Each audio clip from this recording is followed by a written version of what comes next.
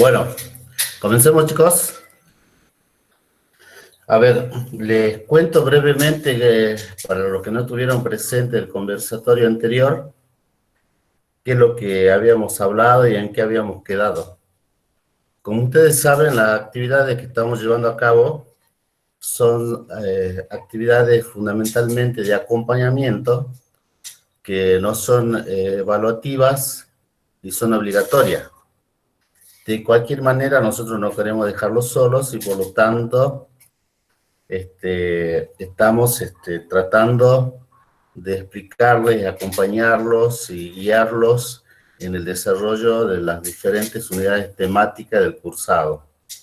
¿Qué quiere decir esto? Quiere decir que todos aquellos que vayan cumplimentando las actividades que nosotros vamos realizando, es decir, fundamentalmente la presentación de los trabajos prácticos, vamos a considerarlos como válidos cuando llegue el momento del presencial, es decir, que no van a tener que volver a hacer el trabajo práctico, sino que ese trabajo práctico, si está bien y está aprobado, se lo va a dar como aprobado, no lo van a volver a realizar.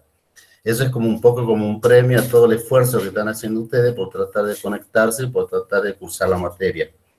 Todos aquellos que no presentaron el trabajo práctico en su momento, cuando llegue la cuestión de la presencial, vamos a, obviamente, a pedirle y a exigirle ya en ese momento la presentación de los trabajos prácticos respectivos.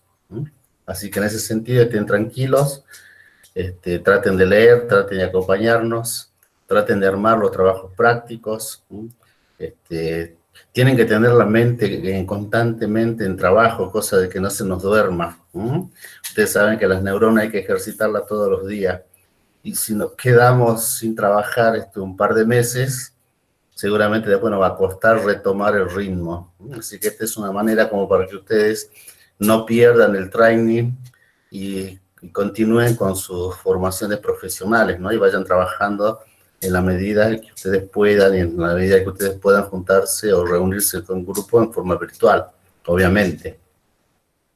En la primera unidad, en la unidad 1, lo que nosotros presentamos en aquella oportunidad fue un poco la historia de lo que fue la investigación social, cómo surge la investigación social y cómo se anclaja en esa investigación social lo que es el positivismo. Comenzamos viendo desde el inicio cuáles son los inicios de la investigación social, cuáles son sus características, sus fines. Y a medida que íbamos avanzando en esa conformación de la investigación social, fuimos viendo cómo el trabajo social se fue formando parte de esa investigación social hasta constituirse en una disciplina científica propia. En la unidad 2, lo que vamos a hacer es ver cómo se construye ese conocimiento en el trabajo social de una perspectiva cuantitativa, porque ustedes saben que este curso es fundamentalmente un curso cuantitativo, de investigación cuantitativa. Un poco les cuento cómo se armó el programa de la carrera, ¿no? Ustedes tienen una materia introductoria a la metodología, que es la materia que hicieron con la profesora Teresa Contreras. Luego de esa materia introductoria viene lo que es la metodología 1, que es puramente cuantitativa.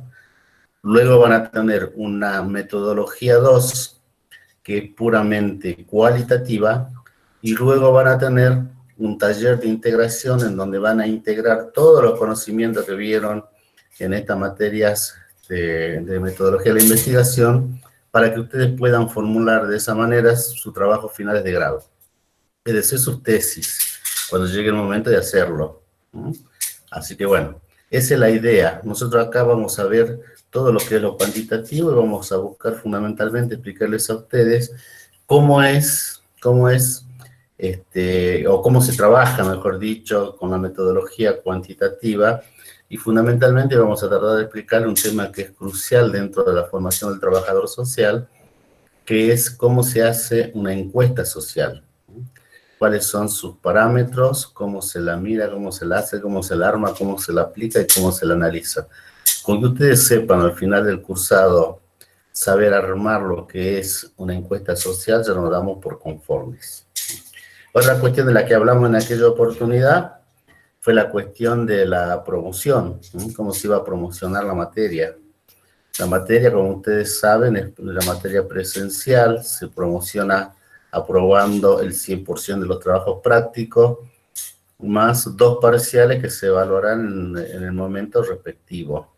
Los que cumplimenten todos esos requisitos van a poder promocionar la materia. Aquellos que no puedan promocionar y quieran rendir el examen final, van a tener que preparar un proyecto de investigación desde la mirada cuantitativa y defenderla en el turno de examen que ustedes decidan rendir. Eso ya queda ya cuestión de cada uno de ustedes. Esa es la idea de nuestro cursado. Comenzamos la clase anterior viendo lo que era la unidad 1. En ese conversatorio vimos 4 textos en donde vimos cómo surgía la investigación, cuál era la base epistemológica de la investigación cuantitativa. Nos basamos mucho en el cursado anterior de la profesora Contreras. Nosotros por ahí damos por hecho que ustedes saben algunas cosas, pero de cualquier manera vamos a volver de cualquier manera a retomar algunos temas que nos hayan quedado muy claros en ese cursado. Y fundamentalmente lo que vimos del cursado anterior fue la cuestión de la investigación social, cómo surge y cómo se anclaja el positivismo dentro de lo que es la investigación social. Vimos cómo surge el positivismo, cuáles son sus principales representantes, sus principales características, qué es lo que busca, cuál es la finalidad que tiene el positivismo, para desembocar ahora en esta unidad temática número 2, en donde vamos a ver cómo se construye la investigación desde la perspectiva cuantitativa, y fundamentalmente vamos a debatir algunos temas que son de interés, ¿no? Por ejemplo, los temas de interés a que nos llama la investigación cuantitativa es si se puede hacer investigación cuantitativa dentro de lo que son las ciencias sociales, ¿no? Ustedes saben que los científicos sociales ven a los investigadores positivistas o cuantitativos como medio de reojo, como diciendo que no se puede hacer investigación cuantitativa en las ciencias sociales. Pero vamos a ver un texto que es bastante interesante, que es un texto que nos va a hablar de que sí es posible medir la realidad social. Eso lo vamos a debatir ahora a medida que vayamos avanzando en este conversatorio. Si pasamos a la próxima diapositiva, vamos a ver cuáles son los contenidos de la unidad 2. A ver, Noelia. Ahí está, esos son los contenidos de la unidad 2, esos son los contenidos que dice el programa, ¿no? El lugar de la investigación en el trabajo social, la producción de los datos, la medición de las ciencias sociales, que era lo que recién les comentaba. La investigación científica del abordaje hipotético deductivo. Ustedes saben bien que tenemos 2 tipos de abordaje metodológico, el que se llama el hipotético deductivo, que es puramente cuantitativa, y el otro abordaje, que es el cualitativo, que también recibe el nombre de inductivo. ¿Sí? Eso ténganlo en cuenta. ¿Sí? Acuérdense, positivista, cuantitativo, hipotético, deductivo. Por otro lado, tenemos el interpretativo, cualitativo, inductivo. ¿Sí? ¿Vamos bien? Ya le va quedando más o menos en claro. Muy bien. Luego vamos a ver cuál es la actitud científica como estilo de vida, los obstáculos que impiden el desarrollo de esa actitud científica, qué es lo que tiene que hacer un investigador, cuál es el lugar de la investigación cuantitativa en el trabajo social, que es algo que nos interesa de sobremanera porque es el eje central de nuestro cursado. ¿Qué texto vamos a leer? A ver, Noelia, pasemos los textos. Ya la va a pasar. Ustedes de cualquier manera se pueden seguir con los PowerPoint que los tienen en su casa, los pueden ir siguiendo la clase con los PowerPoint. A ver, pasemos a la Noelia los textos. Fíjense, bueno, yo voy a seguir desde acá, desde mi machete. Tenemos el texto de Juni y Urbano, que es uno de los primeros que vamos a ver, en donde vamos a ver qué es la investigación, y vamos a ver en ese texto cuáles son los tipos de conocimiento que ustedes ya vieron con la profe Tere también. Luego vamos a ver esta cuestión de la actitud científica en un texto de un señor que se llama Aranderech, donde ahí está, es el de Juni Urbano, el que le decía recién, un tipo de conocimiento y qué es investigar. Luego tenemos otro texto que es el Landerech, donde vamos a ver la actitud científica como estilo de vida. Vamos a ver qué interesante que es esta cuestión de la actitud científica. Luego tenemos otro texto, el siguiente, que es un texto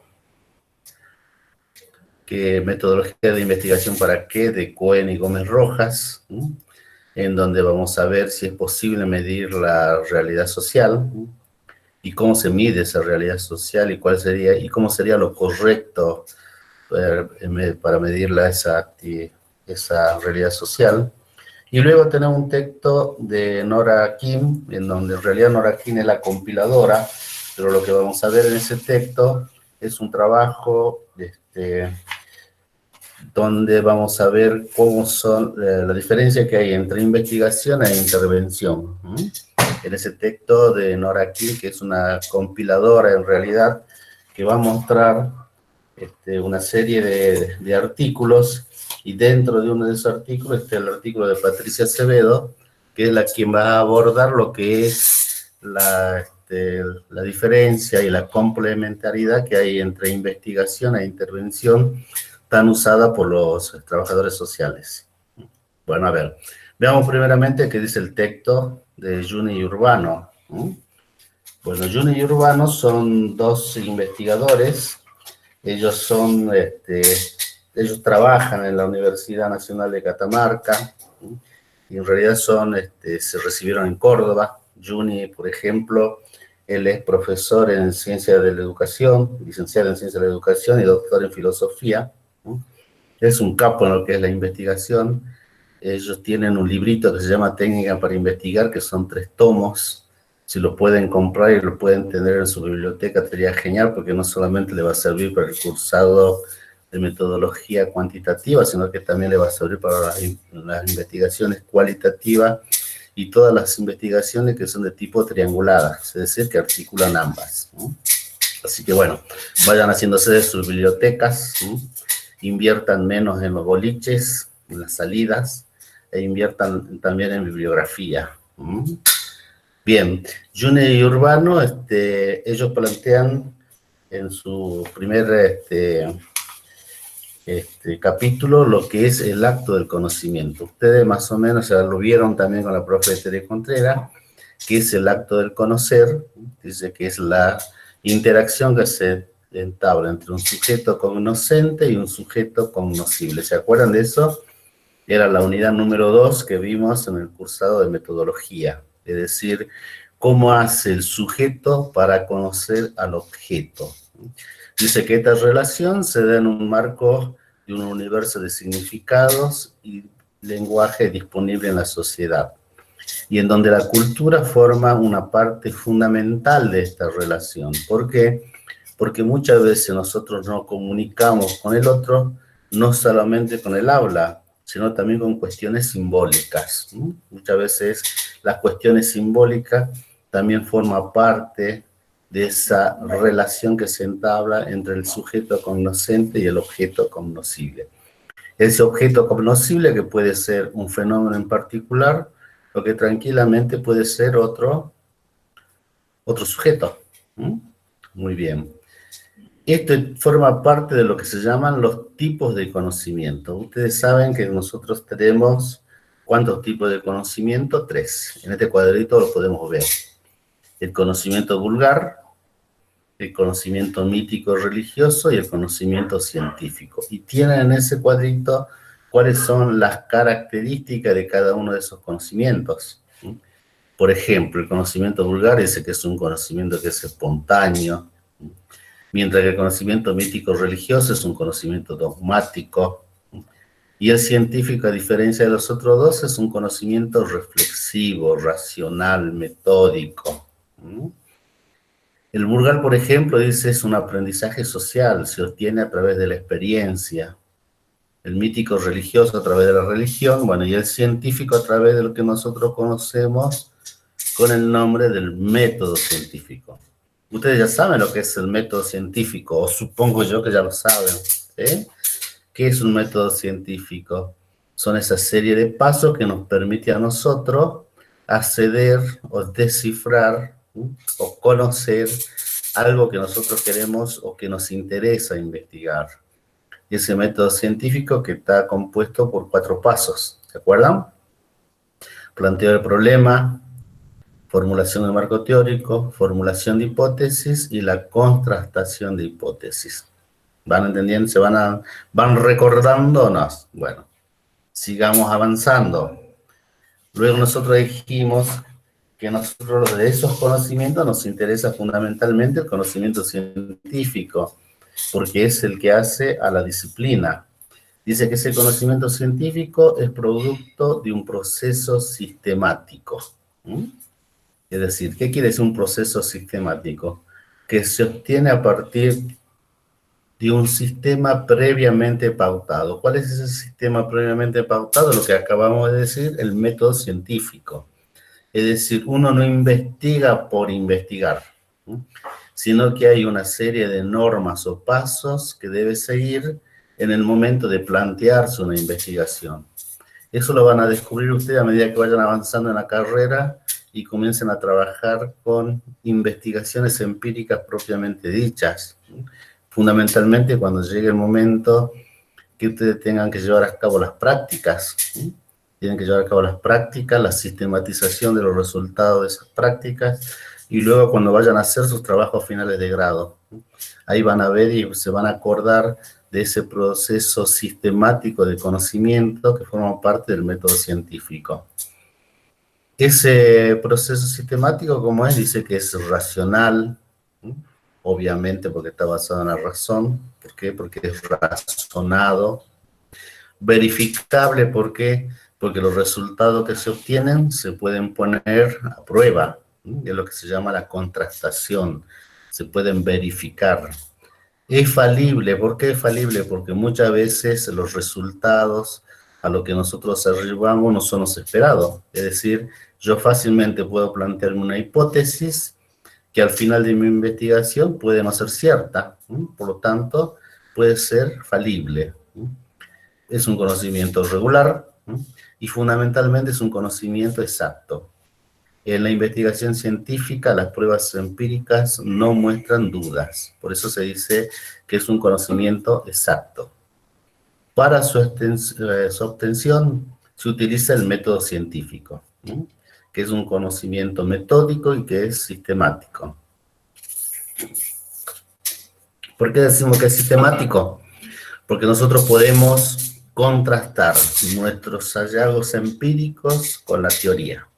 A ver, dentro de la investigación hipotético-deductiva, no podemos dejar de lado la teoría. Siempre nuestras investigaciones tienen que estar respaldadas y contrastadas por la teoría. Por eso hay 2 elementos que son fundamentales en una investigación científica. ¿Cuáles son? Los hallazgos empíricos, es decir, el fenómeno que yo observo, y luego tengo que tener la capacidad para poder comparar los resultados obtenidos de lo empírico con la teoría. Por eso ustedes renegan mucho cuando tienen que hacer el marco teórico, pero bueno, el marco teórico en la hipotético-deductivo es fundamental, porque de ese marco teórico nosotros vamos a sacar las variables que luego yo voy a contrastar y voy a tratar de medir la realidad social, que eso lo vamos a ver con más detalle un poquito más adelante. ¿Qué más nos dice Juni y Urbano? Bueno, nos define lo que es la investigación. ¿Qué dicen ellos? Que investigación proviene del latín in y investigare, es decir, hallar, inquirir, indagar. Dice que es un procedimiento reflexivo, sistemático, controlado y crítico que tiene como finalidad descubrir, explicar, describir o interpretar los hechos que se dan en un determinado ámbito de la realidad. Es decir, que nosotros lo que vamos a tratar de buscar es descubrir nuevos conocimientos, describir hechos o fenómenos concretos para poder explicarlos o interpretarlos en el marco de situación en donde estos se presenten. Es fundamental en la investigación el trabajo de campo. El investigador tiene que ser un investigador de campo, no puede investigar sentado en una biblioteca. Puede ser capo, ducho en teoría, puede saber muchísima teoría, puede ser un capo escribiendo memorias, pero si no tiene en la práctica del campo, no es un investigador social destacado. Es decir, es fundamental para un investigador hacer campo. Si no hacemos campo, estamos bastante jodidos, ¿no? Es como dice el dicho, hay que caminar y gastar las suelas, ¿no? Hay que estar en el campo, hay que estar con la gente. De eso se trata justamente. Y ustedes como trabajadores sociales, con más razón todavía. Y acá es importante todos los conceptos. Miren, dice aptitud y actitud. Yo puedo tener mucha aptitud para la investigación, pero si no tengo la actitud de salir a investigar, de nada me vale que tenga mucha aptitud. Hay que hacer campo, hay que caminar el terreno, hay que toparse con la realidad social, hay que juntarse con la gente, hay que hablar, hay que sentir en la piel lo que sienten los actores sociales. Hay que inmiscuirse, de eso se trata la investigación social fundamentalmente, buscar el cambio, buscar las transformaciones. ¿Qué característica tiene esta investigación? Bueno, plantear problemas, formular interrogantes de investigación, recoger registros, analizarlos. Eso es fundamentalmente lo que es la investigación y cómo nos las presenta Juni Urbano en su texto. Dentro de lo que es la investigación, vimos lo que es la investigación social, que como bien lo dicen ellos, es el proceso que utilizando el método científico permite obtener nuevos conocimientos en el campo de la realidad social, o bien estudiar una situación para diagnosticar necesidades y problemas a efecto de aplicar los conocimientos con fines prácticos. Esa es la famosa investigación aplicada. ¿Qué quiere decir esto? Quiere decir que no solamente tenemos que hacer investigación puramente descriptiva, que también es válido obviamente porque nos permite generar nuevos conocimientos, pero también es importante aplicar esos conocimientos con fines prácticos, es decir, tratar de buscar soluciones a los problemáticos, los fenómenos sociales que nosotros estamos observando. De ahí que el trabajador social tenga una característica que es esencial, ¿no? Que es inminentemente intervencionista. Para intervenir, primero tengo que conocer. Para poder conocer, tengo que tener primero una descripción tal del fenómeno social que voy a investigar, que lo puedo llevar a cabo a través de esta sistematización de la práctica, que es lo que constituye para el trabajador social el punto de partida de sus investigaciones. ¿Bien? Bueno, eso es lo que nos plantea Juni Urbano en el capítulo que ustedes van a leer. Fundamentalmente, qué es investigar, los tipos de conocimiento y cómo se insertan estos conocimientos dentro de lo que es la investigación social. Luego vamos a ver un texto de Anderek. En realidad vamos a ver dos capítulos del texto de Anderek. A Anderek ya lo conocemos, ya lo presentamos la clase anterior. Ustedes saben de que es argentino, que nació en La Pampa, que tuvo problemas con el gobierno militar y que fue exiliado después en México, donde terminó sus días. Anderek, vamos a ver el libro Método y Técnica de la Investigación Social, y vamos a leer dos capítulos. El capítulo 3, donde habla de la actitud científica como estilo de vida, y el capítulo 4, que habla sobre los obstáculos para el desarrollo de una actividad científica, es decir, cuáles son los obstáculos que se nos presentan a nosotros los investigadores para desarrollar una actitud científica óptima. ¿Qué es lo que nos plantea Anderek? Anderek comienza hablando de lo que es, a ver si pasaba la siguiente, ese es el título del capítulo, bueno, la actitud científica como estilo de vida, capítulo 3. ¿Qué es lo que nos plantea primero? Dice que la actitud científica, ¿qué es? Es una predisposición, dice él, que influye en un estilo de vida.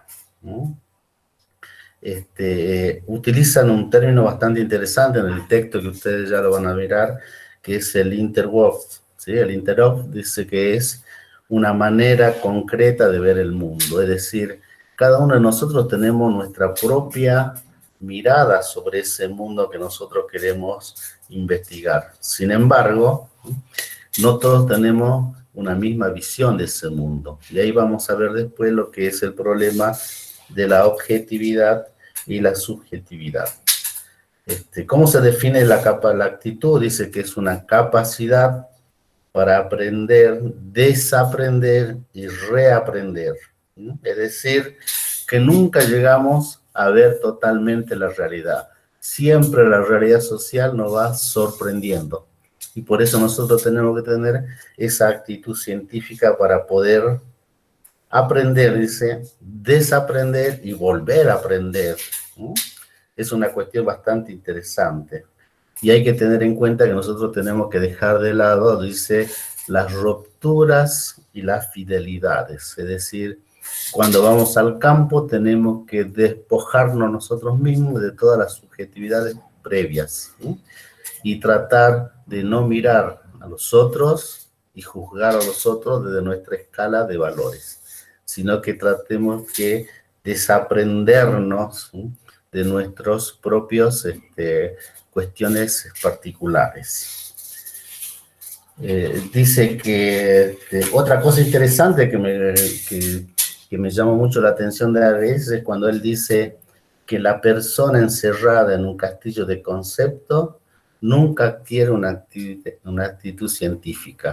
¿Qué quiere decir? Lo que veníamos diciendo hace un ratito, ¿no? Que nadie puede hacer ciencia sin haber salido al campo.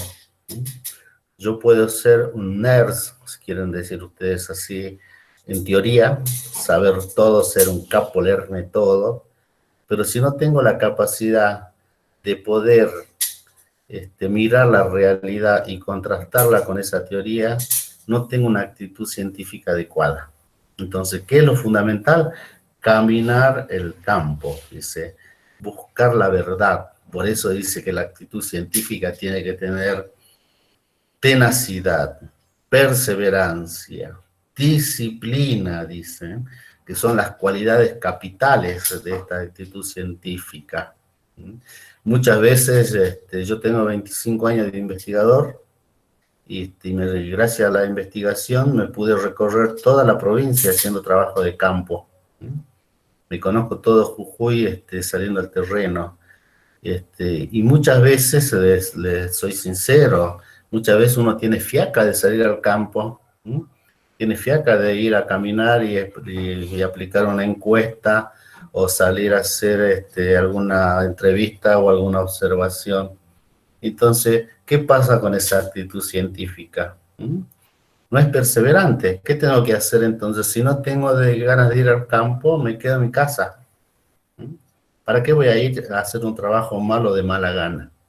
Entonces, cuando uno sale al campo, tiene que tener esa predisposición, esa actitud científica de tenacidad, de disciplina, de querer hacer las cosas. Y eso también está engarzado con lo que es la sinceridad intelectual. ¿Qué quiere decir la sinceridad intelectual? Quiere decir que no debemos inventar datos. Lo que yo observo en el campo es lo que yo tengo que bajar en el papel, por más que eso vaya en contra de lo que yo había planteado. ¿Saben dónde se dan muchas veces estas cosas? Por ejemplo, yo hago mi investigación, me planteo una hipótesis, ¿sí? Armo mi instrumento de recolección de datos, me voy al terreno, junto los datos, lo analizo, y pucha, che, me da la casualidad de que esa recolección de datos no me contrasta la hipótesis en forma positiva. ¿Qué hacen algunos? Tratan de forzar los datos para que la hipótesis sea positiva, y no, está mal. Está mal porque una hipótesis que sea contrastada en forma negativa no quiere decir que esté mal hecha la investigación, simplemente que los supuestos previos que se plantearon no eran lo que se había pensado en un principio. Eso es lo que hace a la sinceridad intelectual del investigador. Fundamentalmente, no falsear datos y no ocultar los errores. Y la otra cuestión también re importante es esa capacidad para objetivar. ¿Mm? Objetivar. ¿Qué quiere decir esto? Tengo que tratar de ser objetivo. Tengo que tratar de ser objetivo. Tengo que tratar de plantearme siempre o pararme siempre en una situación intermedia en lo que es la subjetividad y la objetividad. No, el investigador no puede irse para ninguno de los dos extremos. Siempre tiene que posicionarse en una posición neutra y tratar de ser objetivo. Y vuelvo a insistir con esto, nunca juzgar a los actores sociales de nuestra propia escala de valores. Tengo que tratar de entender al otro cultural en el marco de su propio contexto social en donde desarrolla su vida cotidiana. Y otra cuestión que va a plantear Anderes es la cuestión de la teoría y la práctica. Miren que todos los autores como insisten en la teoría y la práctica, ¿no? Él va a decir que son dos aspectos complementarios de un mismo proceso mental.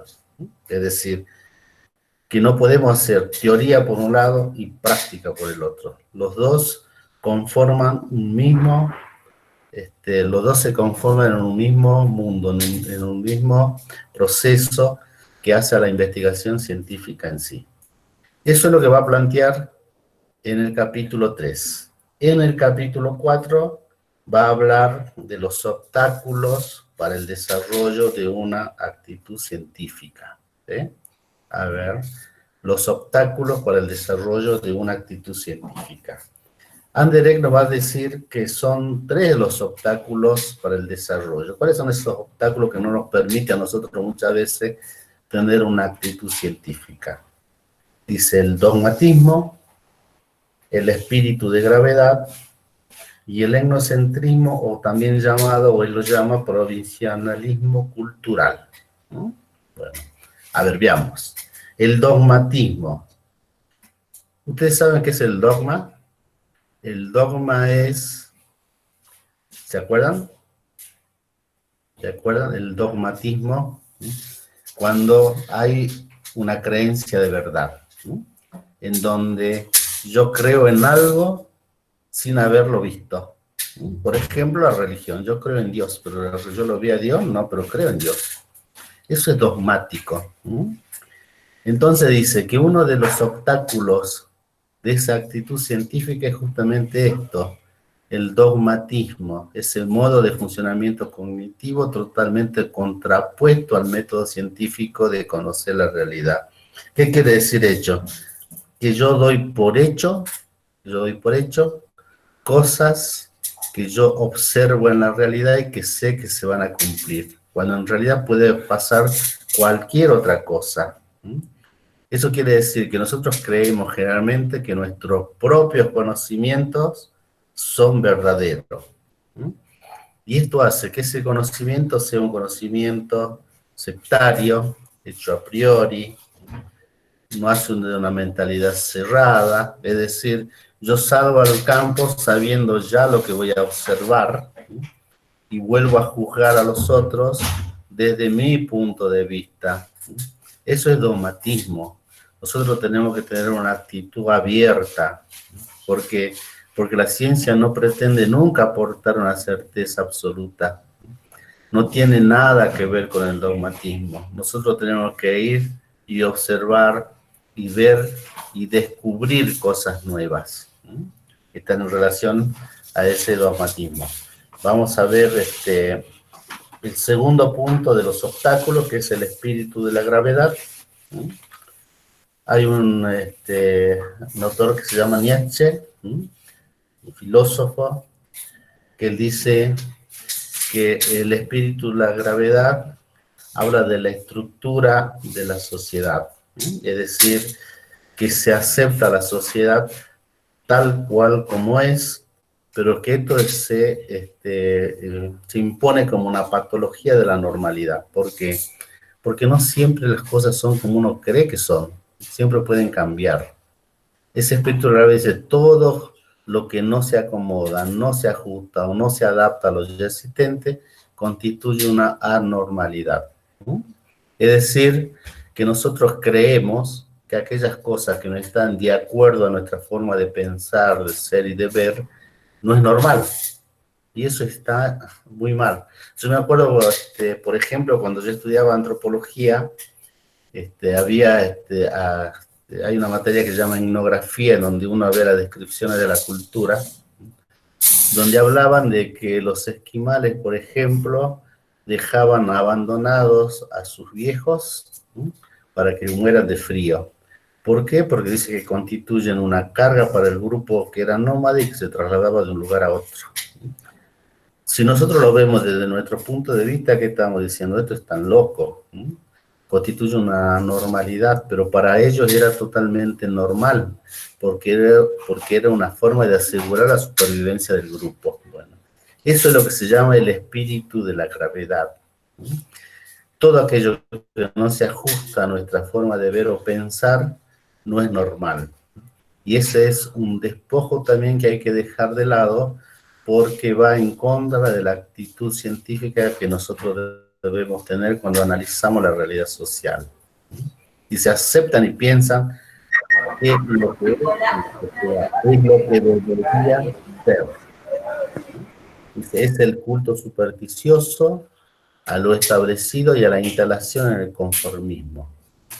Es una visión inamovible de la realidad. El espíritu científico, por el contrario, desacraliza la realidad con criticidad ante un horizonte sin límites. Es decir, tenemos que tratar de despojarnos esas anormalidades de nuestro punto, de nuestra mirada, y aceptar al otro como es, en el marco de la situación en el que se encuentra.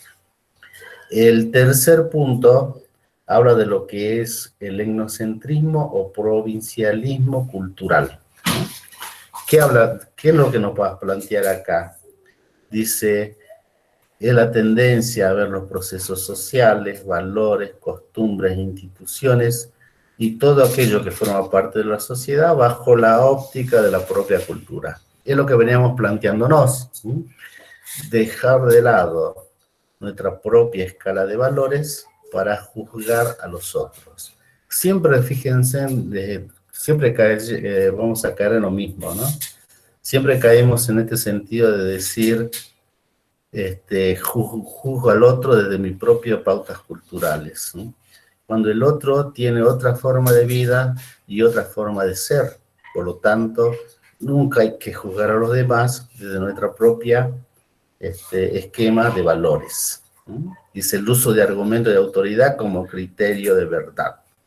Recurrir a argumentos de autoridad como criterio de verdad. Esto es interesante, ¿no? Porque cuando uno va, por ejemplo, ya le va a pasar a ustedes cuando tengan su experiencia como trabajadores sociales. Cuando uno va al terreno, la gente espera que nosotros les llevemos soluciones, ¿no? Y en realidad el trabajador social no cumple esa función de llevarle soluciones a la gente, soluciones entre comillas, ¿no? Lo que nosotros tenemos que hacer como investigadores sociales, que es tratar de articular a las personas que integran las comunidades para que la solución a sus problemáticas surjan del propio seno de la comunidad, ¿sí?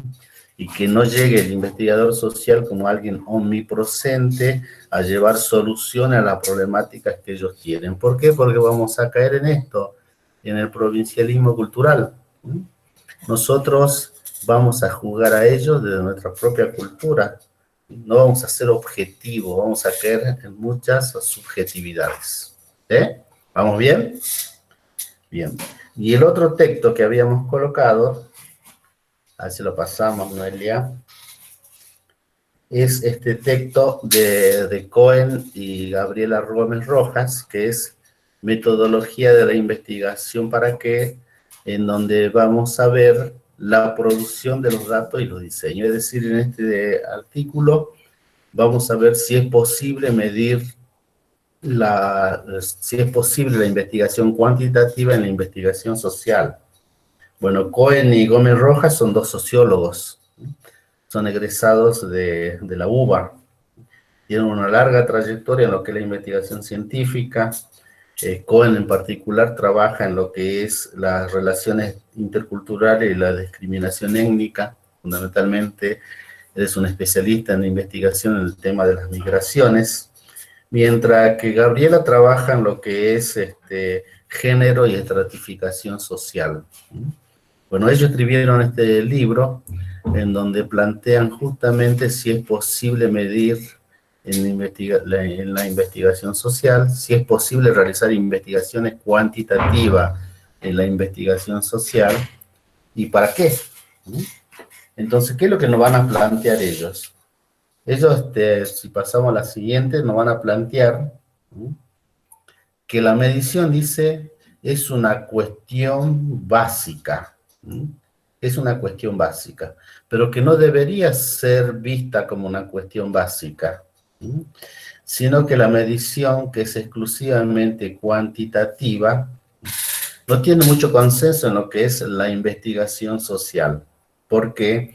Porque dicen que la investigación cuantitativa es fundamentalmente de base de las ciencias naturales y que es muy difícil que se presenten las regularidades de los fenómenos naturales dentro de lo que es la sociedad en sí. Entonces ellos van a decir que sí se puede medir, porque la investigación cuantitativa no es eminentemente cuantitativa, que sino también tiene algunos dejos de la investigación cualitativa. Y que esta investigación cuantitativa se basa fundamentalmente en lo que es la comparación. ¿Sí? Es decir, yo mido una situación concreta para compararla con otra situación más o menos parecida, para descubrir sus relaciones o estimar sus semejanzas y diferencias. Por eso ustedes ven acá en la diapositiva que dice comparación se opone a la división. Es decir, no se puede solamente medir, sino que hay que comparar. El texto de ellos fundamentalmente gira en torno a la comparación. ¿Por qué? Porque dice que la comparación lo que nos permite a nosotros es ver y analizar las partes vinculantes, las partes conectadas.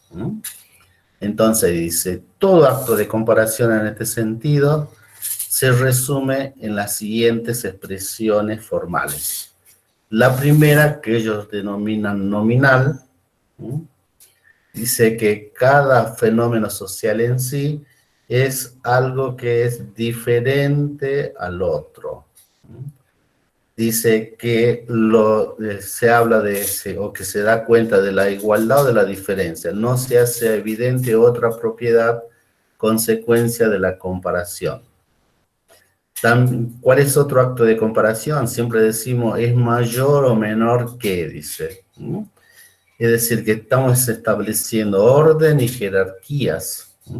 Dice, no solo se establece que hay diferencias, sino también que se construye un orden, una jerarquía entre los sujetos que se están comparando. Otra cuestión dice, la magnitud superior o inferior que. ¿Qué estamos haciendo acá? Estamos cuantificando diferencia.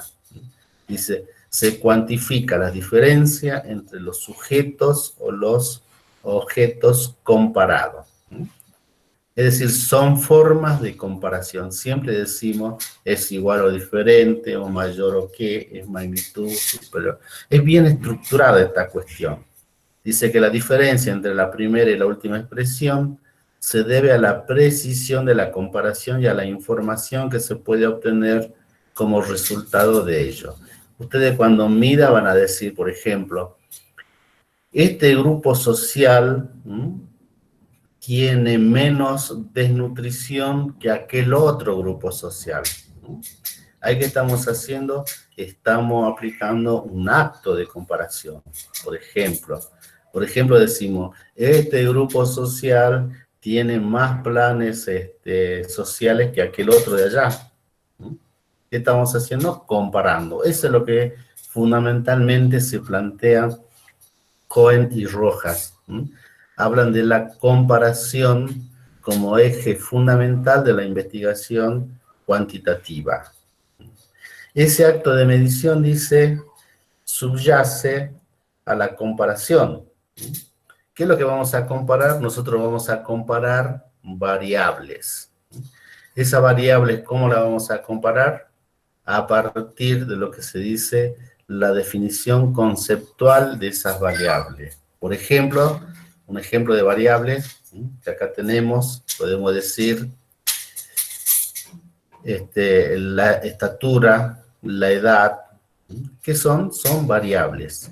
A ver, ¿cómo podemos definir qué es una variable? Que es un término que vamos a usar constantemente en lo que es la investigación cuantitativa. Una variable, a ver, ¿cómo la podemos decir? Es una característica observable que pueden asumir diferentes valores. Por ejemplo, una variable puede ser el peso. ¿Puede asumir diferentes variables el peso? Sí. ¿Por qué? Porque no todos pesamos igual. La talla puede asumir diferentes valores también. ¿Por qué? Porque no todos somos del mismo tamaño. Entonces, un concepto fundamental en la investigación cuantitativa que es desarrollada por estos autores es lo que se llaman variables. ¿Cómo trabajamos en la investigación cuantitativa? Con variables que vamos a medir en la realidad social. ¿Sobre qué vamos a medir en la realidad social? Lo que se llaman las unidades de análisis, que son los sujetos, que son objetos de nuestra investigación. Por ejemplo, yo digo, las madres de bajos recursos económicos, tienen más probabilidades de tener hijos desnutridos que las madres de recursos económicos altos. ¿Sí? ¿Lo tienen al concepto? Entonces, ¿qué tenemos ahí? Tenemos variables y tenemos unidad de análisis. ¿Cuáles son las variables? Por ejemplo, la desnutrición y los recursos económicos. ¿Cuáles son las unidades de análisis sobre lo que yo voy a medir? Las madres. Es un poco lo que se dice, si A es distinto a B, quiere decir que hay dos unidades de análisis que se diferencian a partir de una variable. ¿Qué estamos haciendo? Estamos comparando grupos, las madres de bajos recursos económicos y las madres de recursos económicos más altos. ¿Sí? Ya le hice el lío, pero no importa, ya lo vamos a ir viendo con más detalle a medida que vamos avanzando. Lo importante es que a ustedes les quede bien en claro que para medir en la cuestión cuantitativa es necesario manejar la teoría de las variables. Variables, unidad de análisis, acuérdense. Luego vamos a agregar más adelante otros conceptos, que son los de categorías y los de indicadores. Categorías o dimensiones e indicadores. Pero ya vamos a llegar. Por ahora es interesante que sepan que toda investigación cuantitativa se basa en variables y en unidades de análisis, que son los objetos de nuestro estudio. Sigamos a la siguiente. Y el otro texto que estamos planteando ver es este de Nora de Aquín. El libro de Nora de Aquín se llama Reconstruyendo lo social, práctica y experiencia de investigación desde el trabajo social. En realidad lo que vamos a ver no es el texto de Aquín, sino un artículo que está dentro del libro de Aquín, que es el de Patricia Acevedo, que habla sobre la investigación en la intervención social. ¿Saben lo que es un compilador? Un compilador es un autor que agarra, le pide colaboraciones de artículos a diferentes colegas y arma un libro. En este caso, Aquín pidió colaboración a sus colegas y armó un librito, que es este que tiene acá, Reconstruyendo lo social. Dentro de ese librito está el artículo de Patricia Acevedo, que es investigación e intervención social. ¿Qué es lo que va a discutir Patricia Acevedo en este librito? Fundamentalmente, ¿qué es la investigación y qué es la intervención?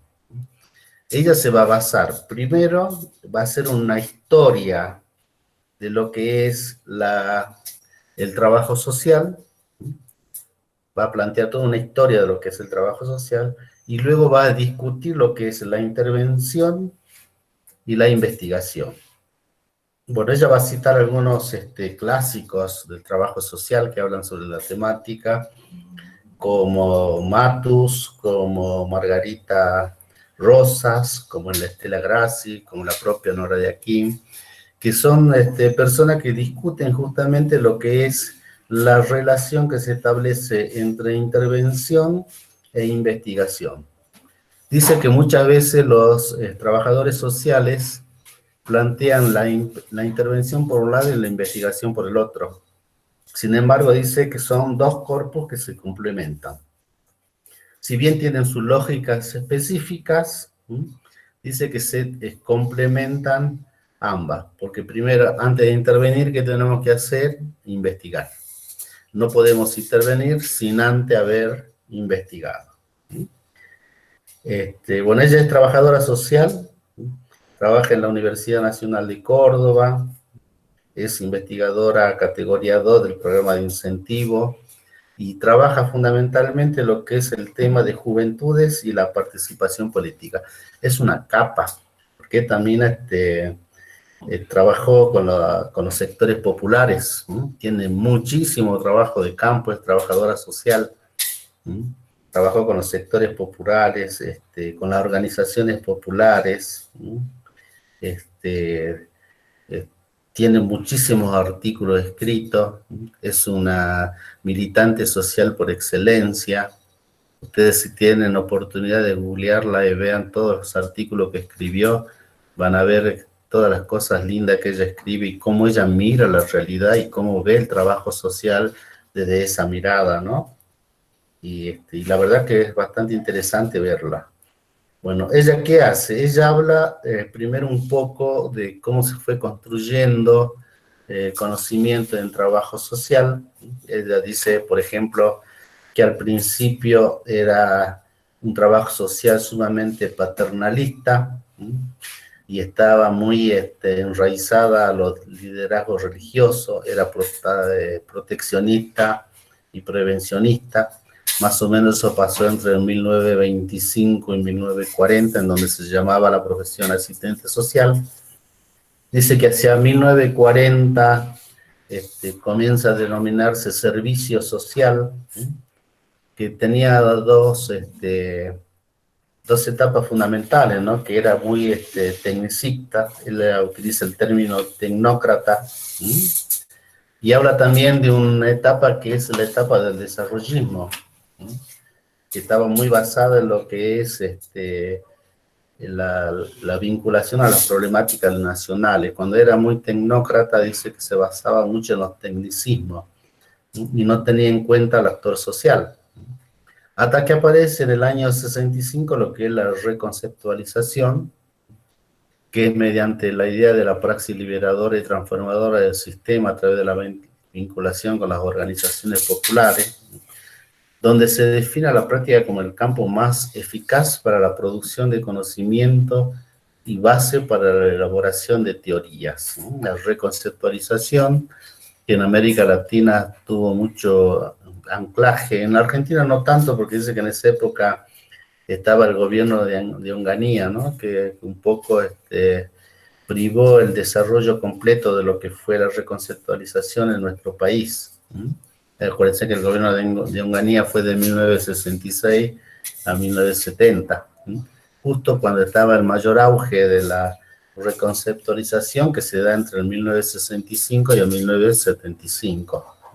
Bueno, ¿por qué es importante la reconceptualización? Porque dice que es el compromiso del trabajo social. Acá ya comienza a llamarse trabajo social, con los sujetos mediante la idea de la praxis liberadora y transformadora del sistema a través de las organizaciones populares. Se define a la práctica como el campo más eficaz para la producción de conocimiento y base para la elaboración de teoría. ¿Qué es lo que plantea fundamentalmente la reconceptualización? Dice que no basta solamente la voluntad, sino que también hay que tener el compromiso con el otro social. Si pasamos a la siguiente, vamos a ver cómo se define esa reconceptualización. Ahí está lo que yo les contaba recién, que hubo un declive porque en ese momento Argentina estaba bajo un gobierno de facto, y se caracteriza este periodo la emigración de docentes y alumnos, la suspensión de espacios de debate y construcción teórico-político. La formación regresa a su carácter eminentemente técnico, objetivo y neutro, como era antes. Hasta la década del 80, en donde se reivindica la instrumentalidad del trabajo social y se refuerza la nación empirista de la profesión, en donde ya el trabajador social pasa a ser no solamente un asistencialista, ya deja de ser asistencialista en realidad, sino que pasa a tener un rol fundamental en lo que es la práctica y la intervención. Históricamente, se define al trabajo social como una disciplina de intervención que buscaba comprender e interpretar la realidad a fin de modificarla. Miren ustedes el instrumento que le está poniendo la universidad en sus manos, ¿no? Como futuros profesionales. Ahí sigamos. Y luego entra a hablar sobre lo que es la investigación y la intervención. Dice, hoy la investigación se afirma como una dimensión integrante del ejercicio profesional. Es decir, la investigación no tiene que quedar afuera de la intervención, tiene que ser un paso previo. Ahí la autora la cita Matus, de que habla sobre el nomadismo. El nomadismo dice de que el trabajador social tiene que mutar su oficio e incorporar la investigación como parte integrante de la intervención, es decir, incorporar esa dimensión constitutiva que es la investigación. Dice, a pesar de ser vista como un elemento necesario para la práctica, ha sido tratada como algo separado de ella.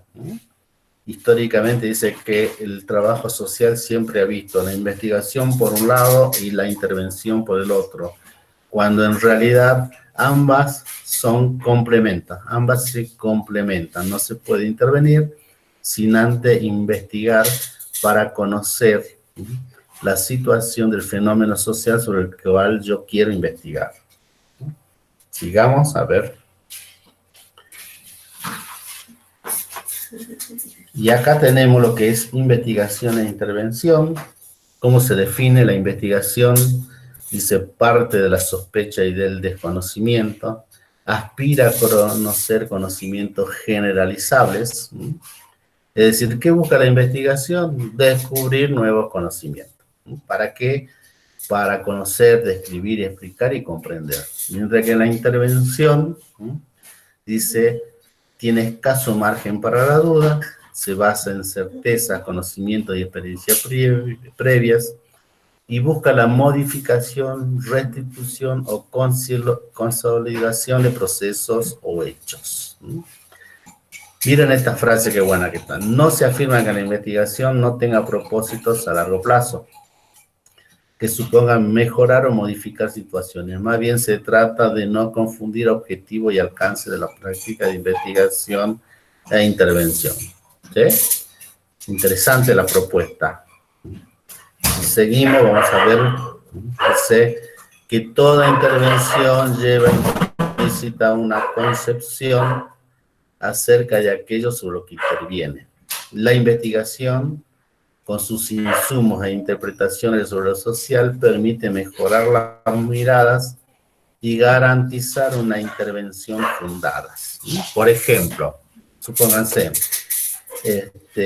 yo trabajo en una organización popular y observo de que en esa organización popular no tienen un acceso acorde al sistema de salud. Entonces, ¿qué es lo que yo voy a hacer? ¿Yo le voy a llevar el sistema de salud a esa organización? No. Primero voy a investigar, escuchen bien, voy a investigar cuáles son las causas por las cuales esa organización no tiene ese acceso a ese sistema de salud. Y una vez que tenga los resultados del por qué, voy a tratar de trabajar con esa comunidad para tratar de sortear esas dificultades y que ellos mismos puedan tener o puedan buscar un acceso aceptable a ese sistema de salud. ¿Mm? ¿Ven la complementariedad? Es decir, primero investigo los por qué y luego con la comunidad misma recomiendo cómo hacerlo. ¿Mm? Es decir, yo no llevo la solución mágica, eso es lo que tiene que quedar claro, sino que yo tengo que trabajar con la comunidad, ser un articulador, un broker, para que la propia comunidad tenga acceso a las soluciones que tienen que surgir del propio seno de esa comunidad. No sé si queda claro cuál es la idea de esta cuestión. Bien. Finalmente, la autora nos va a plantear algunos desafíos que les queda pendiente. ¿Cuáles son estos desafíos que están pendientes? Dice, hablar de producción de conocimiento. Es decir, que el trabajador social tenga la capacidad de producir nuevos conocimientos. Dice, somos quienes mayoritariamente nos encontramos con los excluidos, los que no tienen trabajo, los que sufren violencia, pero en pocas oportunidades la nuestra es considerada una voz experta al respecto. Es decir, ¿cuál es el otro desafío? Que se reconozca la importancia que tiene el profesional del trabajo social. Nos falta camino por recorrer en lo que hace a la formación de investigadores. Muy bien, hay que dejar de lado el tecnicismo. Muchos trabajadores sociales hacen mucho tecnicismo, como en la década del 70, es decir, buscan las soluciones a través de técnicas específicas, cuando en realidad lo que tiene que hacer el trabajador social es tratar de formar investigadores. Deberíamos reflexionar acerca del valor de la teoría. Acá nos va a plantear de que no se tienen, somos tan técnicos que muy pocas veces se tiene en cuenta la teoría. Entonces hay que ser más fuerte en la cuestión de la teoría, hay que leer más, hay que interesarse más sobre estas cuestiones. Mejorar las preguntas de investigación, eso está en relación a lo que nos falta por recorrer a la formación de investigadores. El trabajador social tiene que potenciarse más en la investigación científica. Utilizar mejor los datos existentes, es decir, tratar de sistematizar más profundamente los datos que se tienen, potenciar y mejorar y valorar nuestra habilitación técnica, concurrir más a cursos de perfeccionamiento, etcétera, etcétera. Mejorar nuestro estilo de comunicar los resultados, eso está en relación a lo que es la publicación. Son muy pocos los trabajadores sociales, lamentablemente, que publican en revistas científicas los resultados que obtienen de sus tareas. Y dice, y aún es incipiente o casi ausente la transferencia de los resultados. Eso está en relación al anterior. Los resultados de la investigación tienen un valor que va mucho más allá del uso o la transferencia inmediata. Es decir, que nosotros tenemos un campo inmenso y fértil por delante para poder explotarlo como trabajadores sociales, para poder conocer lo que es la profesión, la importancia que tiene la profesión y todo lo que podemos dar como trabajadores sociales. Ustedes tienen un potencial humano muy grande y estén ustedes ahora potenciar esa capacidad para poder ser unos profesionales que estén acorde a los tiempos que se están necesitando actualmente. Bueno, esos son los textos. ¿Qué es lo que queda en conclusión? Fundamentalmente, que la investigación y la intervención van de la mano, no es una cosa separada de otra. Otra cuestión, el trabajo de campo. Es importante realizar trabajo de campo, no nos quedemos solamente en el mero teoricismo.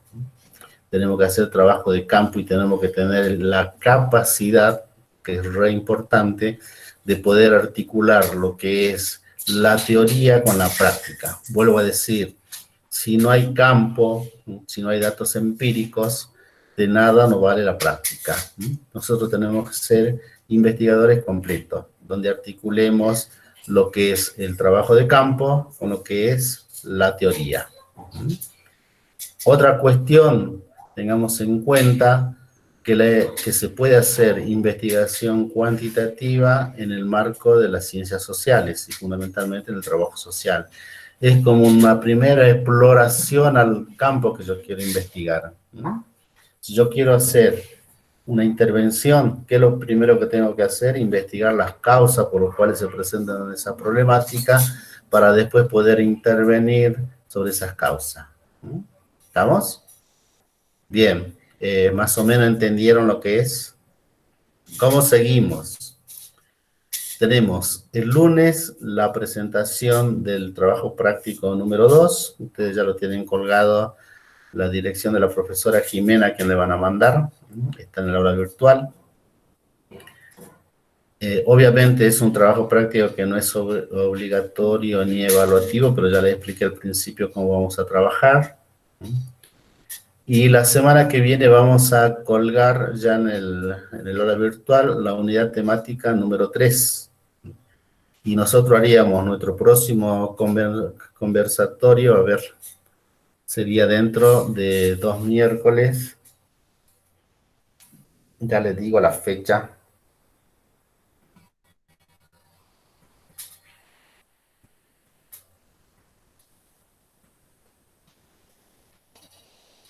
A ver, ¿dónde tengo el...?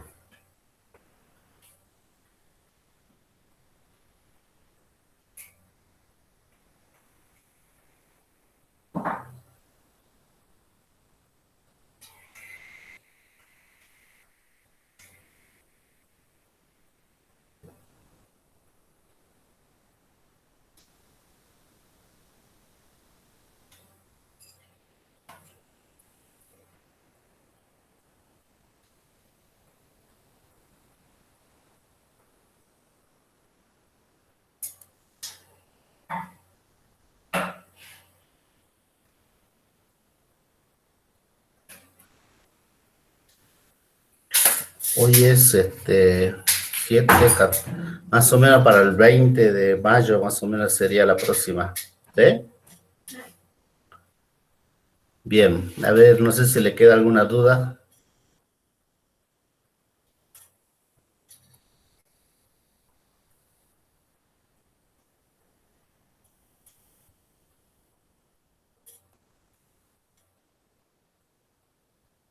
$27 de mayo. ¿Sí? Exactamente, es el 27 de mayo, sería el conversatorio de la unidad temática número 3.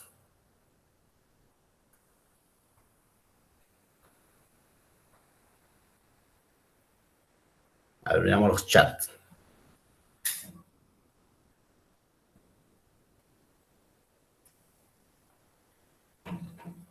Bien, si tienen alguna... 27 de mayo a las 10 de la mañana. ¿Sí? Como hoy. Una vez tienen alguna duda.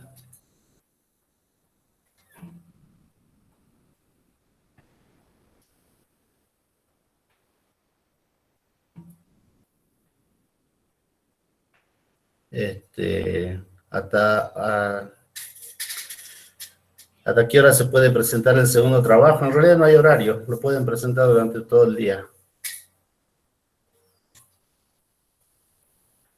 Obviamente que lo que nos lleguen a presentar el lunes, después van a tener la instancia recuperatoria. Dice, ¿hasta qué unidad veríamos? Bueno, hasta que se levante la cuarentena, seguimos avanzando. Seguimos avanzando hasta que se levante la... ¿Cómo se va a trabajar? Bueno, ya lo habíamos dicho a un principio. Todo, si bien son actividades que no son evaluativas ni obligatorias, vamos a considerar como válidos todos aquellos trabajos prácticos que se presenten y que sean aprobados. Y cuando llegue el momento de la presencialidad, se lo va a considerar como aprobados. Va a ser como premio a todos sus esfuerzos. Que sé que es bastante complejo también tratar de ponerse de acuerdo y tratar de hacer grupo vía virtual, ¿no? Que es prácticamente re difícil, pero bueno, el esfuerzo yo creo que vale la pena. Bien, ¿alguna otra duda?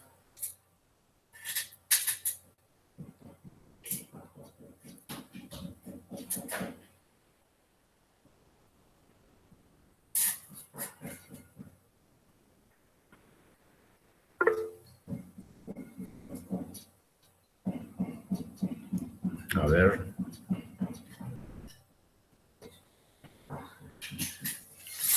Profe, no pudimos presentar el trabajo 1, cuando volvamos a la presencialidad, ¿podemos presentarlo? Obviamente que sí, sin ninguna duda. Los que no van a presentar el 1 cuando volvamos a la presencialidad van a ser aquellos que ya lo presentaron ahora y que lo tienen aprobado.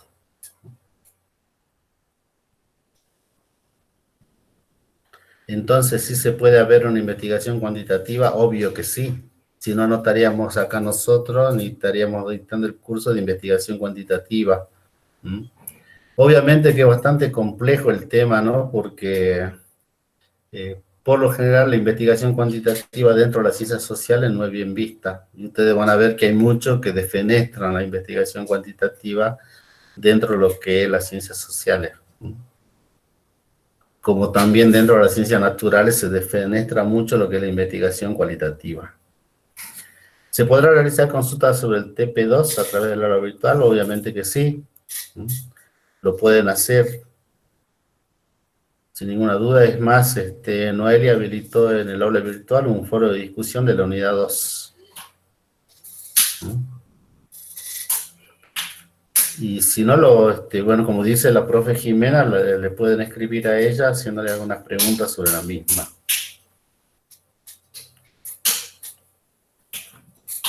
Sí, yo estuve respondiendo los mails de todos los chicos, así que no habría problema si ellos me quieren mandar algún correo o realizarlo a través de los foros, no hay problema.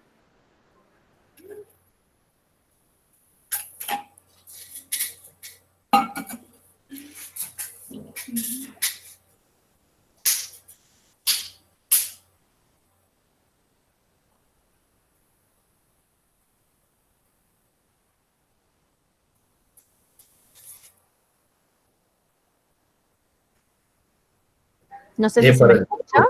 ¿Se me escucha bien? Sí. No, quería saber si me habían escuchado acerca de lo que había propuesto. No hay problema que los chicos me puedan mandar al mail las consultas acerca del TP2 y tampoco habría problema si quieren utilizar el foro. Nada más. Profe, yo una consulta del TP2.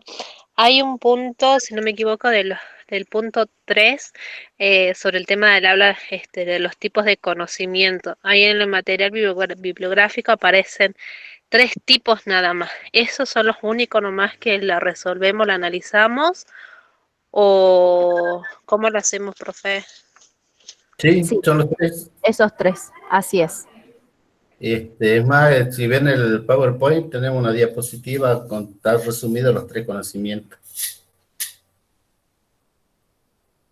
La posibilidad de que haya alguna clase en hora de la tarde, noche, en realidad pusimos la clase a la mañana porque a la tarde, como hay mucho tráfico y muchos profes dan clases, se hace muy difícil comunicarnos y la señal no es tan buena.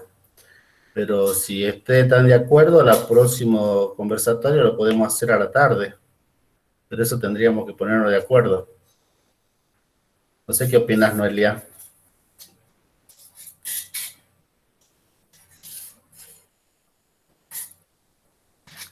Sí, profe, en mi caso sí, no habría drama. Podría ser, qué sé yo, la próxima podría ser de 20 a 22.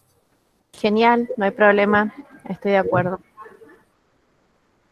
Bueno, si están todos de acuerdo, a la clase del 27 lo haríamos a esa hora.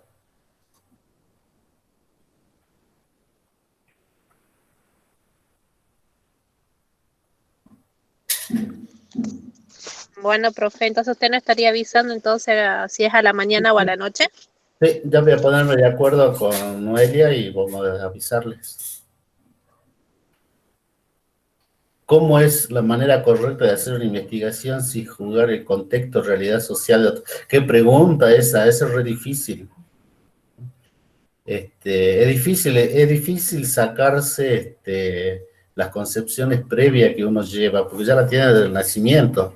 Entonces, ¿cómo hago yo para analizar la realidad social de un contexto en particular sin tener en cuenta mi propia escala de valores?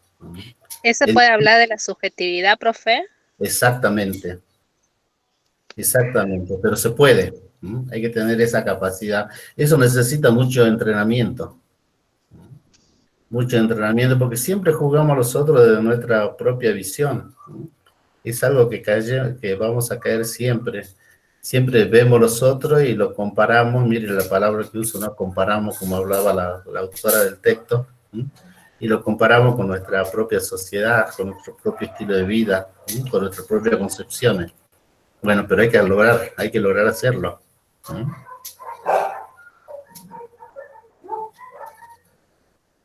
De cualquier manera, con respecto a la clase, como decía Noelia, aquellos que no pueden concurrir, va a quedar la clase grabada en el aula virtual. Y lo que podríamos hacer sería la próxima clase, la número 3 sería a la noche y la número 4 por ahí volvemos a la mañana. Así hacemos intercalado, no sé qué les parece. Pero bueno, ya lo vamos a hablar, ya lo vamos a charlar.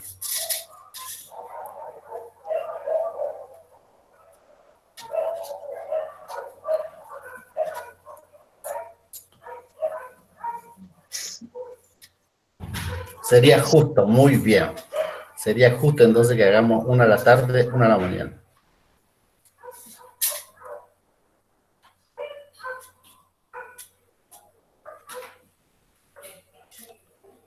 Bueno, por lo visto ya no hay más consulta.